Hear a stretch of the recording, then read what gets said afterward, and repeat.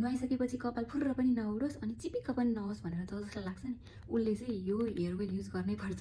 किनभने मेरो चाहिँ बेबी भइसकेपछि कपाल सबै झऱ्यो, सबै टुक्रियो, इत्रु भएको थियो क्या। अनि अब के युज गर्ने त, अब सबैको झर्छ भनेर कसैले के रिकमेन्ड पनि गरेन। अनि अब स्याम्पू चेन्ज गर्ने भन्दा पनि अब भाइटामिन ओइलहरूले काम गर्छ कि भनेर मैले चाहिँ एउटा साथीको थ्रु उसले रिकमेन्ड गरेको भएर चाहिँ मैले यो हेयर ओइल युज गर्न थालेँ। यो मैले चाहिँ यो अन्तै अनलाइनबाट किन्न थालेको होइन।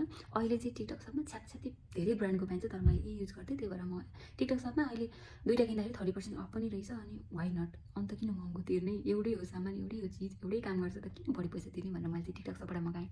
तपाईँहरूलाई पनि कपाल उड्ने, टुक्रेको ओरेको कपाल छ अनि सबैको बस्छ जस्तो लाग्छ, फ्रिजी पनि नहुने, नरिस गर्ने, मोइस्चराइज गर्ने, भाइटामिनहरूले कपाल बढ्न पनि हेल्प गर्छ, तर लङ टर्म लाग्छ। दुईवटा क्याप्सुल लगाएर अनि एकपल्ट लगाएर इफेक्ट देखिन पनि चाहिँ पाइँदैन, धेरै टाइम लाग्छ। मैले लगाउन थालेको 2-3 बट्टा 4, यो चाहिँ 4थो बट्टा होला होइन। यसमा 40वटा क्याप्सुल हुन्छ, तर इफेक्ट चाहिँ देखिन्छ, राम्रो गर्छ यसले, छपक्क बस्ने गर्ने पनि गर्छ अनि चिपिक्क पनि पार्दैन। स्ट्रेट हेयरलाई पनि हुन्छ, कर्ली हेयरलाई पनि हुन्छ, मलाई चाहिँ काम गरेको छ। तपाईँहरूलाई पनि ट्राई गर्न मन छ भने चाहिँ अहिले टिकटक सपले चाहिँ अफरमा ल्याएको छ, दुईवटा किन्दा 30% अफ छ। मेरो कार्डमा गएर किन्न सक्नुहुन्छ ल।